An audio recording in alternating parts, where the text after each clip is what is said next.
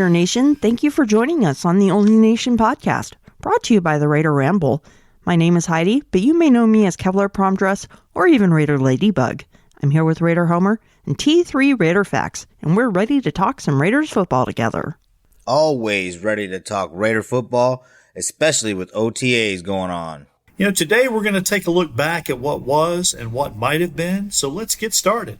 Today on the show, we'll take a look at some of the news from this past week. There wasn't much.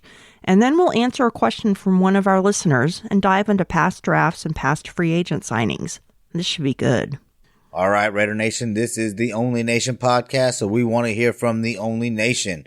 Get in touch with us. Give us a call at 904-701-8667. That's 904-701-8667. You can leave us a voicemail or send us a text. In the latest news, here's the latest Raider news.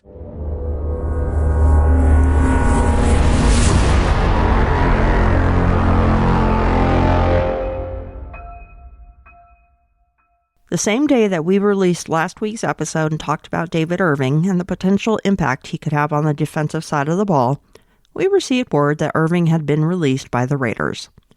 Apparently, he hadn't been showing up to the team facilities to put in the work. And despite the passionate interview he gave to JT the Brick, he just didn't step up and do all the things he said he was committed to doing. And now he's gone. Commitment to excellence, you know. I know it's kind of hard to remember that because we haven't been committed in such a long time, it seems like. But Gruden learned from Al Davis. Gruden expects greatness. Gruden knows how hard you have to work to get there.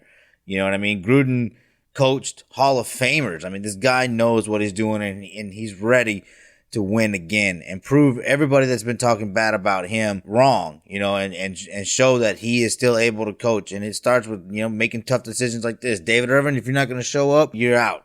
You know, they brought this guy in. They like these reclamation projects, but it doesn't always work out. But it sucks for him though, because he goes on JT the Brick show and he talks about trying to do things right. And now he's gone, as you just said. So it's too bad. But I'm glad that Gruden's not putting up with any dead weight. He's making these players, I mean, we got competition going now. We're bringing in guys left and right. So, yeah, get ready, Raider Nation. The bar's been set higher now. I did say that David Irving was my defensive wild card and that he either was going to really impress a lot of people or really disappoint. Well, I guess we know which direction that one went.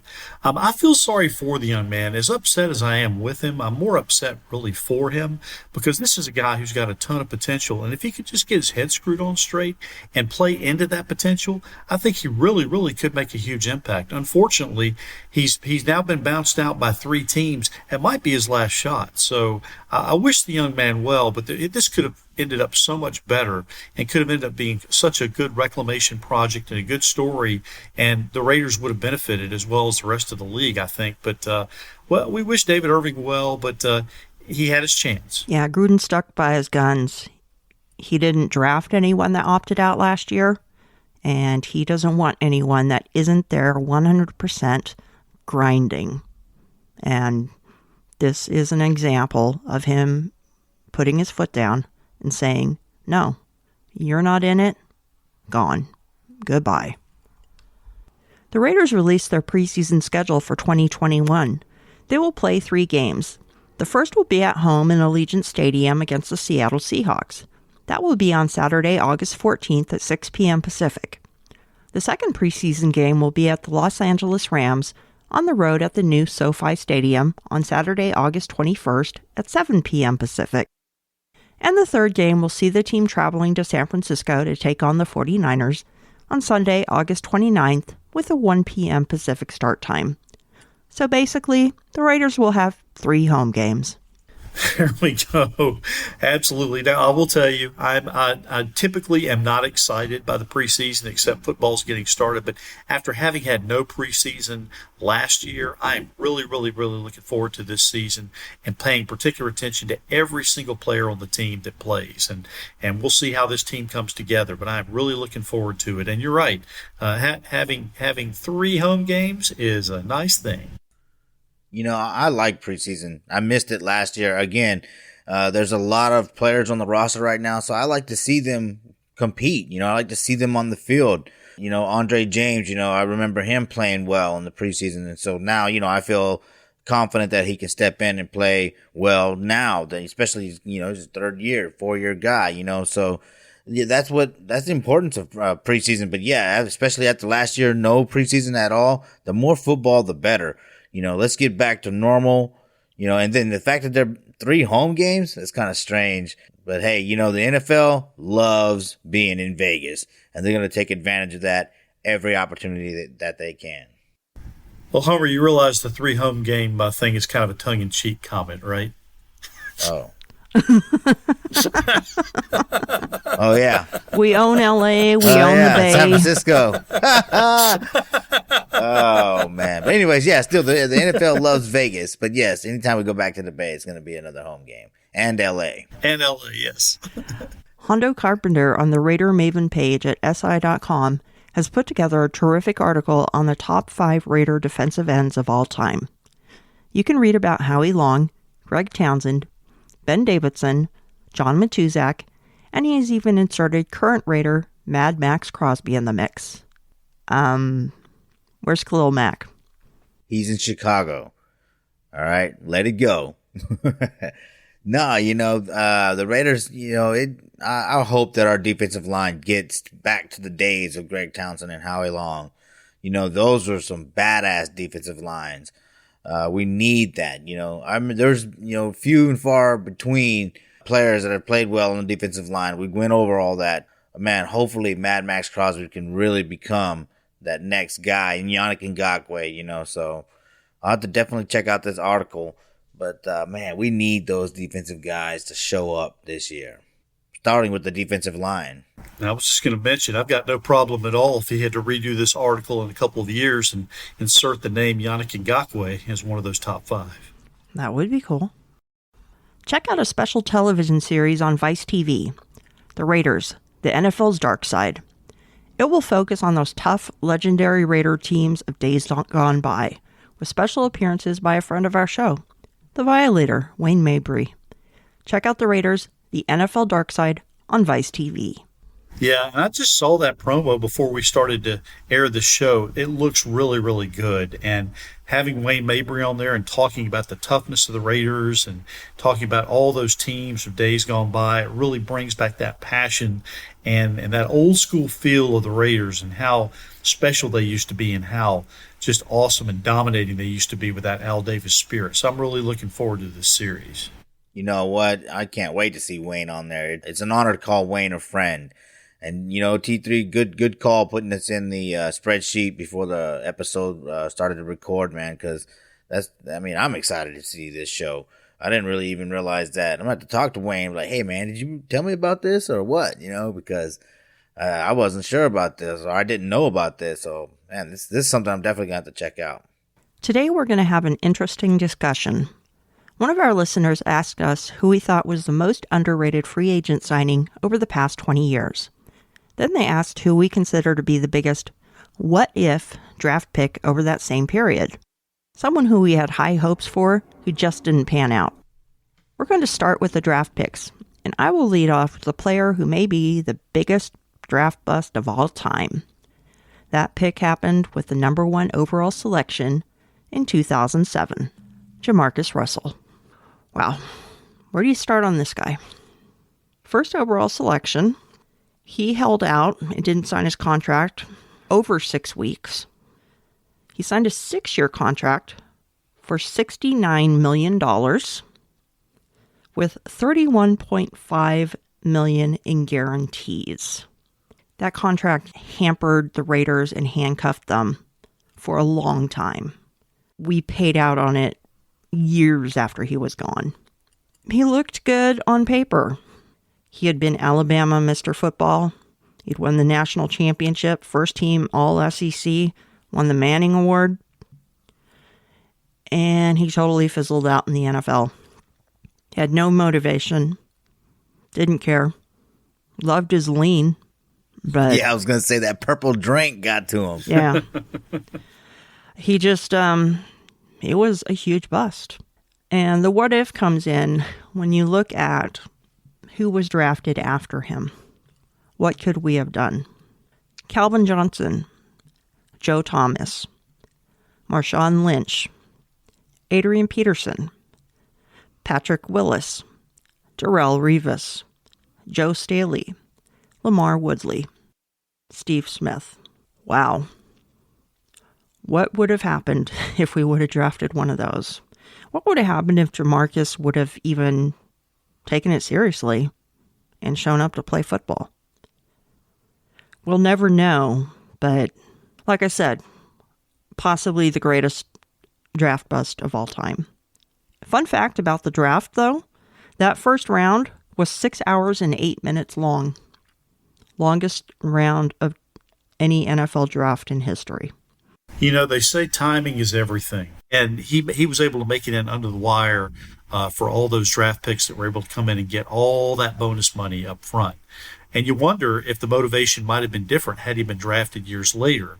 But again, I saw this guy play in college, and I saw the cannon of an arm that he had, but also saw the slow and the lack of work ethic that he had. And this is something that John Kingdon talked about when he came on our show and talked about the fact that the rest of the scouts, pretty much everybody was unified, that Calvin Johnson was the pick. And Al Davis just fell in love with that arm, and he was looking at that vertical game that he so coveted, and he believed that he could bring in Jamarcus Russell and motivate him and get him to be the quarterback that he always wanted. The guy who was the big, strong guy with the huge arm, and he just had visions of sugar plums, and they turned out to be not sugar plums, but squashed Purple drink. Cranberries all over the purple drink. Exactly. You know, this was probably the roughest patch for Raider Nation of all time. You know, yeah, I remember in 2007 wanting Marshawn Lynch because he was an Oakland kid, and I loved that he would run people over. I thought that we needed that kind of running back. We always need that kind of running back. Yeah, Calvin Johnson though, Megatron, that would have been great to have him. But again, this was probably the hardest time ever, because look, once Al drafted him, I said, forget it, I'm going all in. I had the jersey, I had the McFarlane legend toy. I mean, I was all in, so I was highly disappointed when he held out. And then he on paper, even he was terrible. And when he got into the NFL, there's nothing you can really, I was looking at it, there was nothing you can look at and say, well, there was some benefit to that, or some ceiling or some potential or anything like that. It was an overall bad pick. But yeah, Al was chasing that deep ball, trying to win that championship, you know, and then 2009, right? This is why, you know, I'm happy we have Derek Carr. I guess I should just say it. Because look, in 2009, he was his last year there, right? We had 5 quarterbacks on our roster. You know what I mean? And that's after we drafted him in the first round. Like that was a rough patch. And then 2 years later, Al Davis passes away. And what if we didn't spend the money? I think that's the only what if I'm curious about. Like, 'cause yeah, you know, T3, you were talking about how we paid him for years after that. He was the highest paid player for years after that. We got fucked out of that one. That's for sure. All right, cool. So moving on from Jamarcus Russell, I'm going to go ahead with the next draft pick. And I'm sure I'm not the only one who was disappointed that we didn't get more out of this guy who was picked in the first round of the 2010 draft, number 8 overall, and the top linebacker in the draft. And of course, I'm talking about Rolando McClain. Man, I remember a whole bunch of people being gun shy with the Alabama player because of all the shit that happened with Jamarcus. So a lot of people were like, oh, hell, here we go again. But I wanted him to be good too. Again, I thought we needed that middle linebacker. Now, I know that we had Morrison, but, you know, they were trying to upgrade over Morrison. Rolando, at first, it seemed like he could be, I liked how he would slam people. You know, there were some cool things that he would do. He brought back that old Raider swag in my mind, but then it turned into penalties. It didn't work out for us. And then he got into the purple drink too. There was all those rumors about that. Again, these were some tough times when we were trying to get somewhere and we just couldn't get anything right. You know, Rolando McClain, I don't know what to say about him except that we definitely needed a middle linebacker, and he was not that guy. And this is, again, a tough time to be a Raider fan. All these years. I mean, I drank a lot during these, so shit. It was tough. What can I say? Like you said, we needed a linebacker. We went with the highest linebacker in the draft. Top rated. I was okay with it. I thought, cool. We need a linebacker. We're actually drafting a linebacker. Great. And then nothing. I don't really have a lot to say. I mean, he was disappointing. He's had a disappointing life, even after leaving the NFL. And another great draft bust. He was a little more successful than Jamarcus, but not much. Here are some of the players that we could have got, right? We didn't go over that. But look, before T3, you get started, we could have had Earl Thomas. Even Jason Pierre-Paul had a decent career. Iapati, the guard, was really good. Marquise Pouncey, Pouncey from the Steelers. And that dude's been a baller for a long time. Des Bryant, but yeah, he slapped his mama around with the hats. And Tim Tebow came out that year and killed us, kept us out of the playoffs. That was all first round. And then the second round, Rob Gronkowski. Let's see who else. Carlos Dunlap was a good one. Golden Tate was okay. Cam Chancellor was in here. I think he's in the third round that year. But man, there was a lot of really good players that came out of that draft. Well, Rolando McClain could have been one of those guys, too. He had all the talent. And I will admit, when he was drafted, I was downright giddy. He was the guy that I wanted. And I know that the Raiders had not had a real strong presence in the middle of that linebacking core for a while. So when he was brought in, I was really, really charged up. And he showed glimpses. He showed glimpses of greatness early. And he showed flashes throughout the time that he was with the Raiders. But again, here's a guy with all the talent in the world. And I'll say two things: drugs and guns. And when you bring those two things in as a professional athlete, particularly on the highest stage in the NFL, it's just not going to work. So you can take a person with all the talent in the world, but when you throw those things in the mix, it's not going to go well. And it didn't go well for Rolando McClain, just like it has not gone well for several other people who probably share his story. But as excited as I was when he came into the league, when he first started to get into trouble, I worried that this would be the result, and it turned out to be.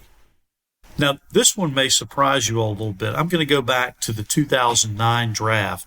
And although the Raiders were slammed, and rightfully so, for picking Darius Hayward-Bay at number 7 overall, and then taking a big swing and bringing in Mike Mitchell in round 2, a guy I thought many people thought would be undrafted, I was really excited about the guy the Raiders drafted in the 3rd round, a defensive end out of Wisconsin, a guy by the name of Matt Shaughnessy. And he's going to go down as my what-if pick because he was drafted in the 3rd round. Here's a guy who was 6'5", almost 300 pounds, with a lot of length and a lot of push, and he was a beast along that defensive front. I remember he got the nickname Show Nasty, and people started to see him wreck that offensive lines of opponents. And I will tell you this, and this is something a lot of people don't know. He came into the league about the same time that we brought in Richard Seymour as a free agent from New England. And in the 4 seasons that Matt Shaughnessy was with the Raiders before he ran into injury problems, and I'm convinced that if he had not run into injury problems in his 3rd year, that he would have been just so much more of a dominating force. He pretty much matched Richard Seymour in terms of numbers of sacks, combined tackles, solo tackles, assists, tackles for loss, and quarterback hits. And we're talking about a guy who probably is going to be in the Hall of Fame, Richard Seymour. And yet Matt Shaughnessy came in as a 3rd round pick and pretty much matched those numbers for Richard Seymour. And remember, Matt Shaughnessy only played 3 games in 2011. He played 16 games in 2009, his rookie year, but only started 2 games. He played 16 games in 2010, only starting 8. He only played 3 games in 2011 before going down for the rest of the season in injured reserve, and then played all 16 games and started all 16 in 2012. But then his option was not picked up by the Raiders, and then he went on to another team, went on to the Cardinals after that. But when I look at Matt Shaughnessy, I'll look at what could have been, and it was through no fault other than the fact that he ran into injury problems. But this guy, I have no doubt that if he'd stayed on the team and been healthy, he would have been one of those 5 guys that Hondo Carpenter would have been writing about when he talks about top 5 defensive ends all time. 2010, he did have a really good year. I remember, thinking, this guy's pretty good. But then, 2011, he got hurt, only playing in 3 games. He just couldn't get back from that injury to play well enough to stay on the team. So, this is the what if. It seems like a lot of times, man, we just got a lot of these what if questions, and that's the roughest thing about being a Raider fan. Like, this makes me think about Bo Jackson's injury, what if, Yeah, it's been rough. It's been rough, that's for sure. Yeah, Bo Jackson would have been another guy that would have been a great pick for this segment. But Matt Shaughnessy, T3 pretty much wrapped it up. He was a good player. I would have loved to have seen this guy in Raider uniform for many years. Yeah, he was a good player. It was circumstances beyond his control. And it just didn't work out because of injuries. But I would have loved to see what happened with him. He's definitely a what if for sure. So I'll kick off the discussion on free agents. And when you think of Raider free agents, you typically don't think of this guy because he was actually drafted by the Raiders back in 1998 in the first round. He spent 8 years with the Silver and Black before moving on to Green Bay and spending 7 years there. While there, he helped the Packers win a Super Bowl. He then returned to Oakland on a 1-year contract in 2013 and ended up staying 3 more years. Of course, I'm talking about the Hall of Famer, the GOAT, number 24, Charles Woodson. Sir Charles. When we think of him coming back to the Raiders, we think of the veteran leadership and the teaching moments that he had with the defensive backfield. And yes, he was a good player, but I'm not sure we really realize how good he played with us in his second time with the Raiders. Yes, he had switched to safety. He was no longer playing as a cornerback. But his first year back in 2013, he played in 1,067 out of a possible 1,074 defensive snaps. He had 97 tackles, 75 solo, 2 sacks, 3 forced fumbles, 2 fumble recoveries, 3 passes defensed, 1 interception, and 1 touchdown.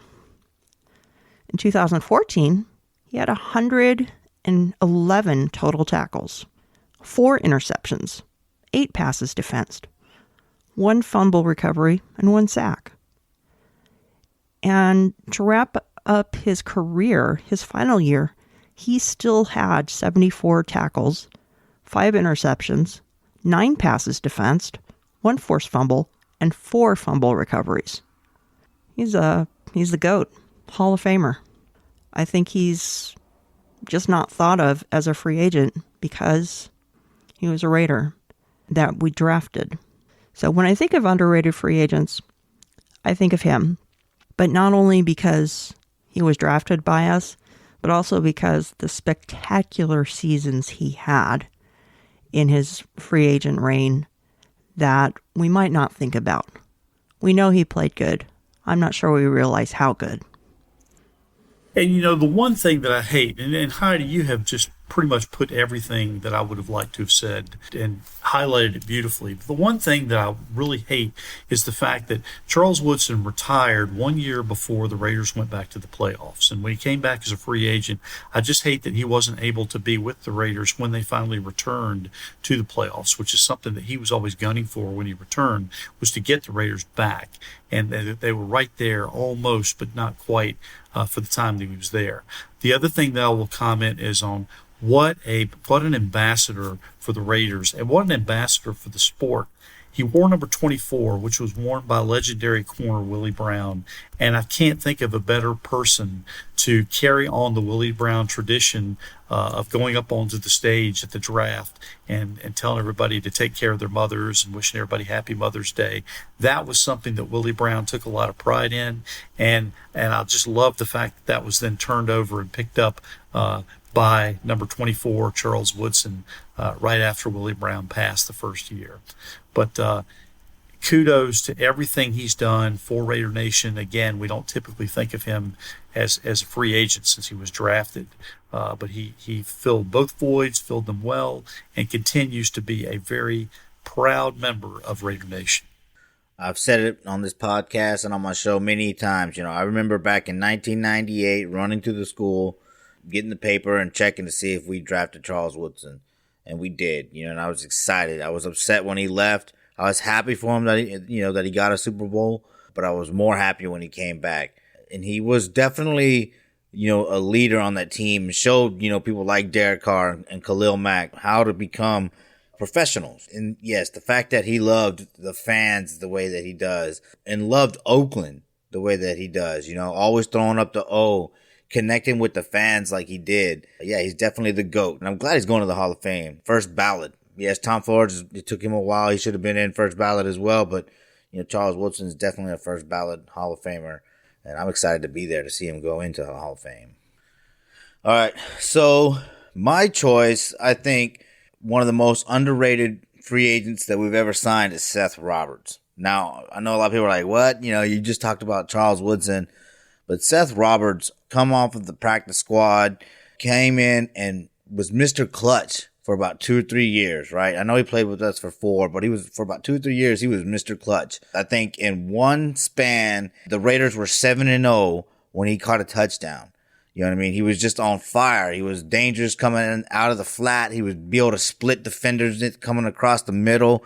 He showed up in crucial third downs and overtime and the fourth quarter. The guy did a lot. Some of the more notable games, right? I guess in 2016, week 1 in the fourth quarter, Seth Roberts catches a 10-yard pass from Derek Carr. Week 1, that was against the Saints. That was a crazy game. And he came up, this undrafted free agent, and he came up and he makes a big play like that to help win the game. And that really kicked off that year of 7 fourth quarter comebacks and us finally breaking the playoff curse, only to be cursed by Derek Carr getting hurt. Then week 2, even though it was a low scoring game, in the second half, he caught a 19-yard pass from Derek Carr that set up Janikowski. That was the go ahead score pretty much, because the second half of the game was just like a defensive battle.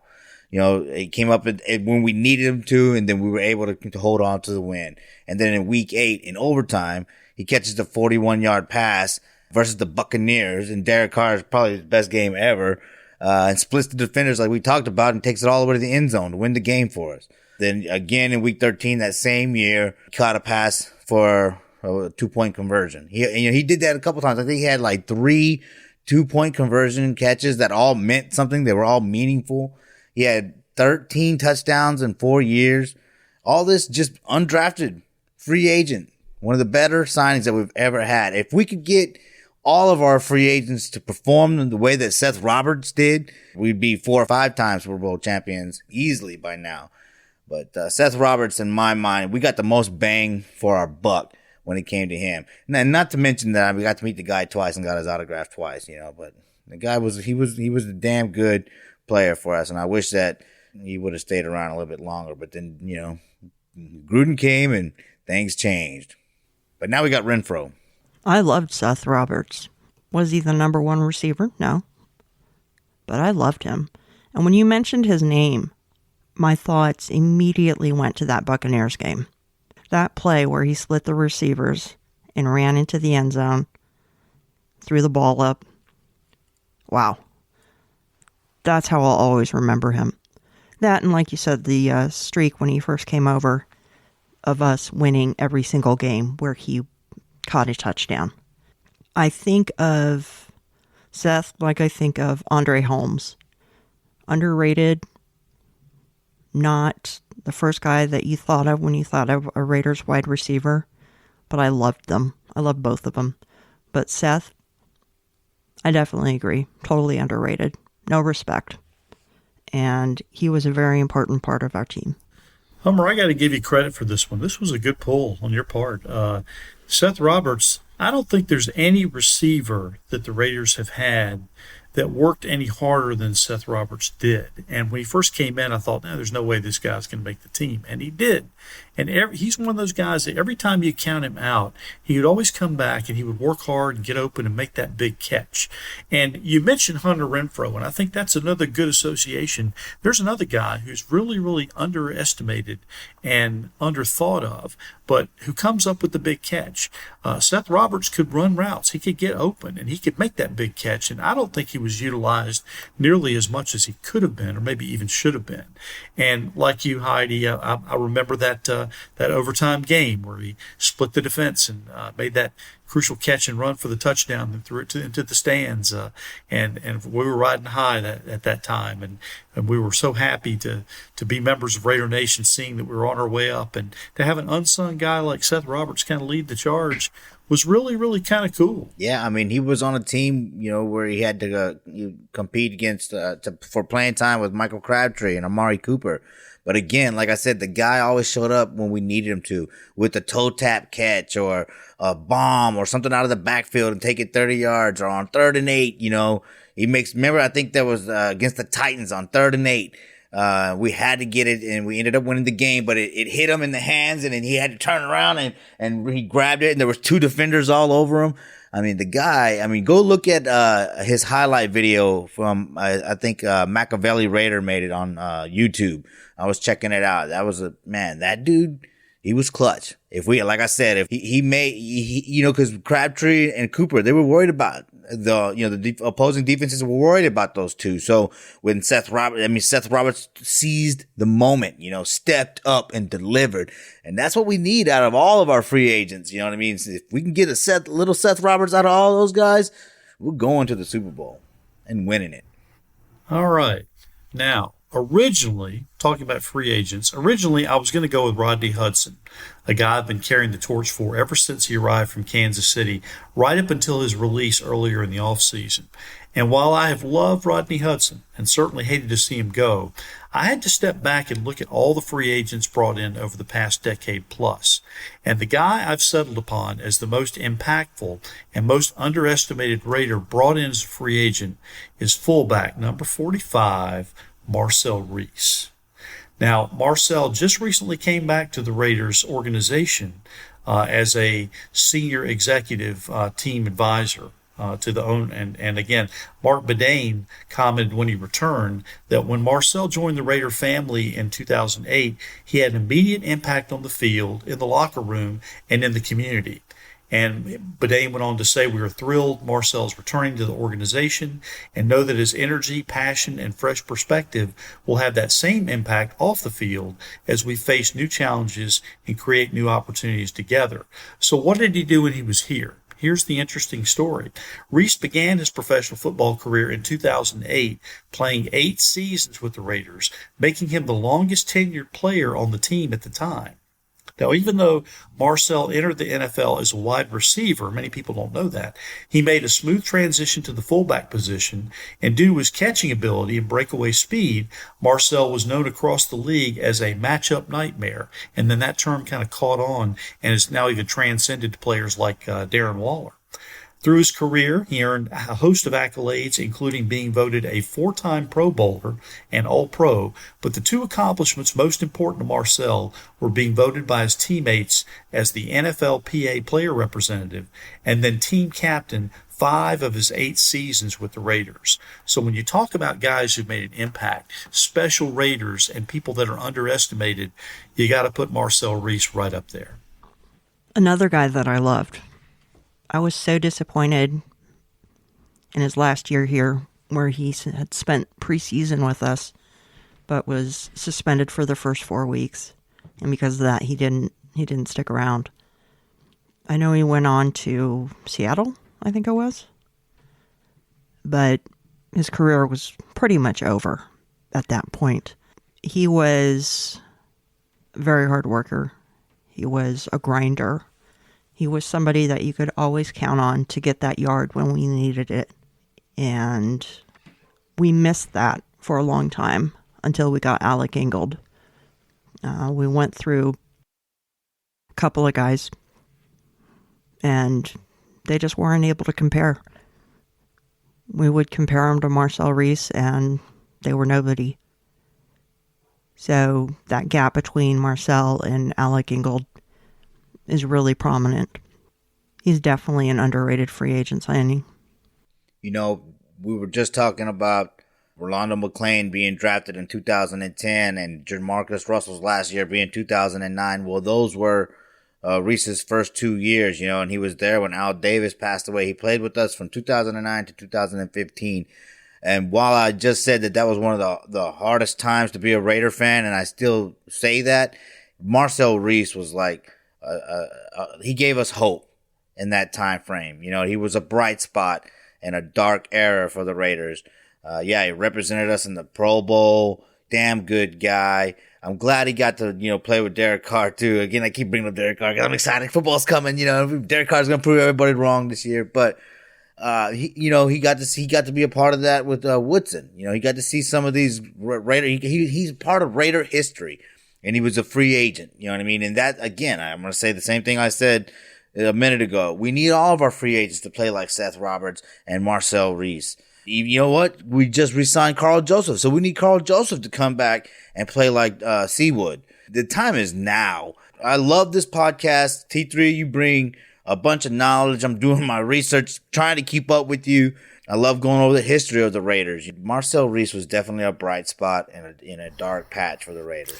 Heidi, we're making Homer do some work.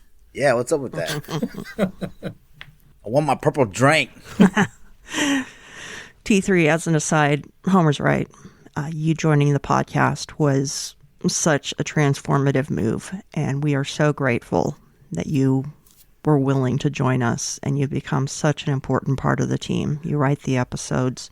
You bring so much information and so much knowledge to Homer and I and to our audience. I really appreciate it. I am happy to do it, and that's why I'm here. Raider Nation for life. Yeah, because for a while it was just Heidi kicking my ass in debates. That was getting old real quick. Those were funny, though. They were. And on that note, I think it's time for another Heidi's High Five. And now it's time for another Heidi's High Five.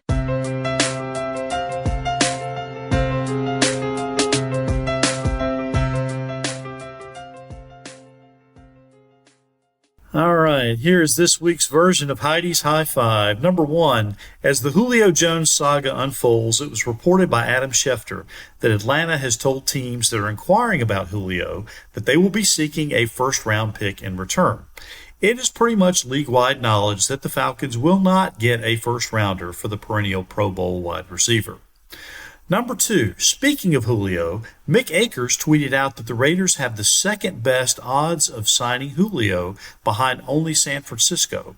Rounding out the top 5, according to Mick Akers' tweet, behind San Francisco and Vegas are the New England Patriots, the Los Angeles Chargers, and the Tennessee Titans. Number 3, Jake Rill of Bleacher Report put out an article earlier in the week stating that the 3 players who have the most approved this year are Brian Edwards, Alex Leatherwood, and Cleve Furl. While there are certainly others on the radar, you cannot argue with the logic that all 3 of these guys are going to be under close watch all year long. Number 4, since Gruden's return in 2018, the Raiders have played 18 division games, 6 each year. Over that span, the Raiders' divisional record is 8-10. If things break the right way for the Raiders, John Gruden could finally rise above 500 against division opponents for the first time since coming back to the Raiders. And number 5, it was announced earlier in the week that Zay Jones is changing his number from number 12 to number 7. Now, I have 2 problems with this. First, I really wanted to see rookie Trayvon Merrick rock the number 7.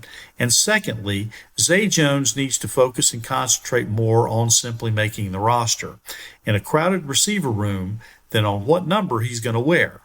If it's extra motivation, I get it. But seriously? And that is this week's version of Heidi's High Five. Didn't Morg end up in 25? Yes. Something like that? Yes. And he had that first, so I don't know if they didn't let the rookies select it, but if he was given the option, he didn't select 7 for some reason. It would have been really cool to see it, though. And Julio, you've had a great career. You've played at a high level, high level, all the way up until last year. Last year, of course, the injuries took you out. But first round draft pick? No way in hell. Maybe somebody will give him a second. A third is very likely. But I don't see him coming here. We would need $15.3 million in cap space to sign him. And we have nowhere near that. So I just don't think it's very realistic. Well, I think that as an organization, we are getting closer to being able to trade a first round draft pick to get a good player. I don't think we're going to ever spend it on an older player. And we damn sure don't need to spend that on Julio Jones. This team is obviously going younger. So if you were to do that, you would do it for a younger guy like Yannick, right? But then also we were patient and we ended up with Yannick. So I like that we're building through the draft. So but we're not quite ready to trade that. I think one more draft, then we'll have the depth plug because we got to re-sign the 2019 draft class. And once we get that after next year, then we can start to move around the first round pick because we'll have enough depth to make a splash signing and not be hurt in the draft. And then, okay, number 4, I think, again, they just keep building through the draft. We're getting closer and closer, all right? We were getting dominated in our division for so long. Yes, it's taken a while to get back to where we want to be, but Gruden's going to be there. 8-10, man. Hey, we're beating the Chargers again for the most part. You know what I mean? We're beating the Broncos. You know what I mean? We just got to get with those Chiefs, which is going to be hard, but I think that Mark Davis really did get in the ear of Mike Mayock and said, hey, build me a great defense, because it's obvious that they committed to the defense this year, knowing that Gruden can just plug and play. And again, it's important they can do that because they have a quarterback. I won't mention his name again, but I'm just saying we have a quarterback that you don't have to worry about. So you can put in a John Brown, a professional that can, and knowing that you still have Renfro, you have that speed threat and Ruggs, and you got the big body you need for the jump ball in the end zone, in the red zone, and Edwards. So just be patient. Do not trade any first round picks yet, especially for older players, because we're going to start winning again for sure. And yeah, don't worry about any jersey numbers, Zay Jones. Just worry, T3, you're right. Just worry about what you got to do on this field, because this is going to be a competitive training camp. Yeah, I have no idea how they're going to sort out the cluster of wide receivers. All of the ones that they have to choose from are good. Zay Jones, the thing that keeps him around is his blocking. He's a great blocker. And I know that Dylan Stoner has been turning heads, even as an undrafted free agent. Might come down to if he can block, if he or Zay make the final roster. So we'll see. Preseason's going to be really interesting. Give us a call at 904-701-8667. Leave a voicemail or text message at that number, or send in a message via social media, and we'll share your thoughts. We did not get any voicemails or emails this week, but I do know that some listeners have contacted us. So I reached out to Lincoln Kennedy earlier in the week, and he was really nice and responded back and said he was going to give the podcast a listen and give us his feedback. So we're anxious to hear back from our good friend Lincoln Kennedy and see what he has to say, and we would like to hear comments from you all as well. Tell us what you want to hear and tell us what you would like us to discuss, and we can make that part of the segment, and we'll talk about that later as well. Yeah, we'd love to hear what you guys have to say. KT3, time for that quiz. See what Homer doesn't know. Let's go for it.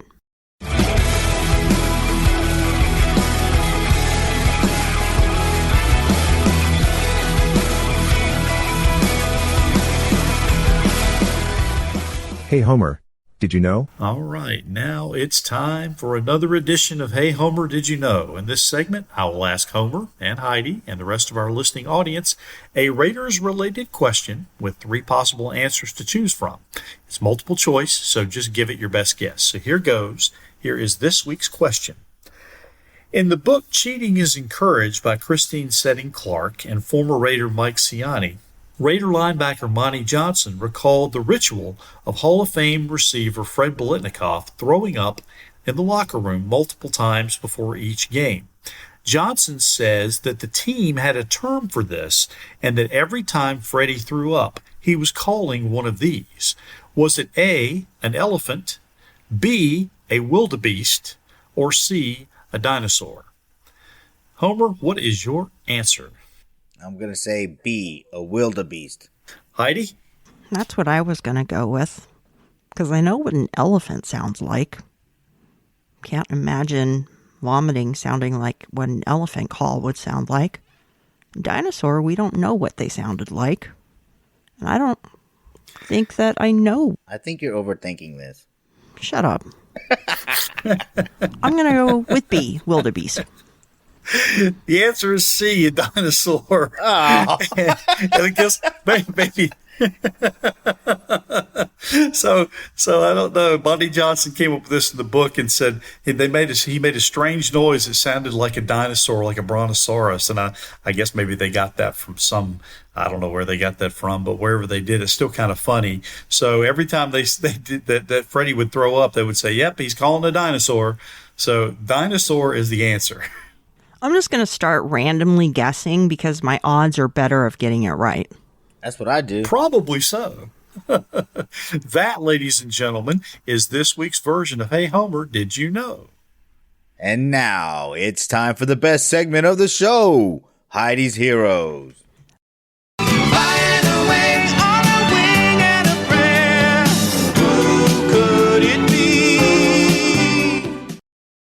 This week we have not one hero, but many heroes. And they are the ones who made the ultimate sacrifice and paid the price so that we can enjoy our freedoms and even do this podcast. This week is Memorial Day. We remember the soldiers that gave it all. I am so grateful to live in this country. Yes, there's political unrest. There's sometimes riots and people that are upset, protests. But it's the greatest country in the world. And the reason it's the greatest country in the world is because of those soldiers who did give that ultimate sacrifice and lost their lives in defense of our freedom and in obtaining our freedom. I know that it's not a holiday in other countries, but it's, I think, one of the most important holidays in the United States of America. I'm very proud of those soldiers. Like I said, I'm very grateful. And I just want to say that they're my heroes this week. They're my heroes every week. Yeah, I have a lot of family that was in the military. You know, I'm thankful for them and for the sacrifices that they made, and definitely thankful for the people that made the ultimate sacrifice. Because that is a high price to pay, and they did it. And yes, we can do small things like make podcasts and enjoy each other's company. And it's because of the soldiers out there that put everything on the line for what they believed in, and that's this country and the freedoms that this country gives us. So, Memorial Day weekend's coming up, so I'd like to invite the Raider Nation that listens to this podcast to go to the Black Hole Austin, Texas chapter Facebook group, or find the Black Hole Austin, Texas chapter on Instagram or Twitter, and there you'll find a link to donate directly to the Wounded Warrior Project in our announcements. Of course, on the Raider Homer channel this weekend, on Sunday, May 30th, I will be broadcasting a softball tournament between the chapters here in Texas. Donate, give back to these wounded warriors that put it all on the line and came back needing a little bit of help to get back to normal life. And be thankful for the soldiers out there that sacrificed their life so that we can have a normal life. Now, I'm not going to go all political on everybody, and I'm not going to say what people should or shouldn't do during a national anthem, but I'll tell you what I do. Every time I hear the national anthem, I stand at attention, I put my hand over my heart, and I sing the words to the national anthem. I don't care what anybody else does, and to me, it really doesn't matter, because the connection is between me and this country and all the people who gave their lives so that we could do all the things that we do. And I know we have the Olympics coming up this summer, and I still get a chill every time I see an athlete go up on the podium to receive a gold medal and see them drop the American flag down above the gold medal podium and they play the national anthem of the United States for the winning team or individual, still get a chill and a thrill with that. And I know it's not all about sports; it's about the sacrifices that were made. But Heidi, good call on this one. Memorial Day is a time for us to reflect and to remember and to be thankful. And I think we don't do that enough in this country. And I agree. Everybody that can go out and support the Wounded Warrior Project, please do that. Do it for a loved one, do it on behalf of the podcast, or just do it to show gratitude for all the things that we have to be thankful for. And that about does it for this week on the Only Nation podcast. If you'd like to help the show, buy us a hot dog at buymeacoffee.com/onlynationpod. You can find me, Heidi Stabbert, on social media as @KevlarPromDress on Twitter and Instagram, or Heidi Stabbert on Facebook. You can also find me on YouTube on Captain Jack Rackham's channel every other Tuesday night. I joined the DC wench Peggy Holmes and Andrea Trask on the Captain and His Wenches show. All right, Raider Nation, man. Once again, this is the Only Nation podcast, and we want to hear from the Only Nation. So give us a call at 904-701-8667. You can leave us a voicemail or send us a text message to that number. You can also email us at onlynationpod@gmail.com. And you can find us both on Twitter and Instagram by going to @onlynationpod. We're also on Facebook and YouTube at the Only Nation Podcast. Be sure to hit like and follow everywhere you catch us on social media, and subscribe to us on your favorite podcasting apps, and toss us a 5-star review if you think we're up to it. And you can find me, Raider Homer, on social media by going to theraiderhomerchannel.buzzsprout.com. There you'll find links to all my social media accounts and links to my podcast so that you can listen to those on whatever podcasting app you listen to. And, we really love getting responses from you. Email, voicemail, Twitter, whatever. Just call us and contact us, Raider Nation. We know that now that you listen to the show, here's what you do. Send us your name and address so we can send you some free Raider swag. Call us and tell us what you want to know. Throw us an interesting nugget that we can use on one of our upcoming episodes, and become a part of what we're doing right here. Remember, this is the Only Nation, and we want you to be a part of it. So call us, 904-701-8667. That's 904-701-8667. Call us now and join the Only Nation podcast family. You can find me on social media, on Twitter at T3_sports703, on YouTube at T3 Sports Guy, and on Facebook at Tom, THOM Jones.